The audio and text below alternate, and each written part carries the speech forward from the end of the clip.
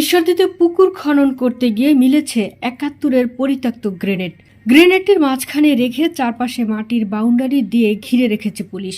বুধবার সন্ধ্যায় শহরের এমএস কলোনির ৩তলা এলাকায় খনন কাজ চলাকালে পুকুরে এই গ্রেনেড দেখতে পাওয়া যায়।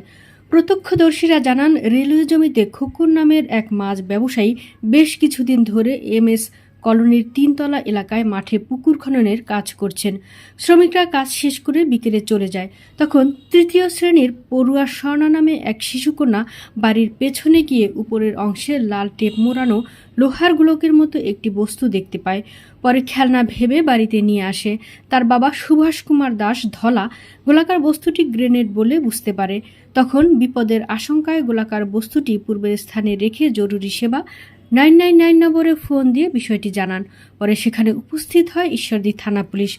এদিকে ঈশ্বরদী থানার ভারপ্রাপ্ত কর্মকর্তা মোহাম্মদ রফিকুল ইসলাম জানান, ১৯৭১ সালের স্বাধীনতা যুদ্ধের সময় এলাকাটি পাক বাহিনীর দোসর রাজাকার আল বদর ও আল শামসের অধ্যুষিত এলাকা ছিল।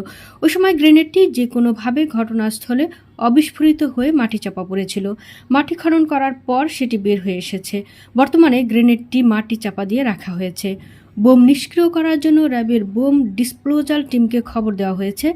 দলটি ঘটনাস্থলে এসে গ্রেনেডটি নিষ্ক্রিয় করার কথা রয়েছে।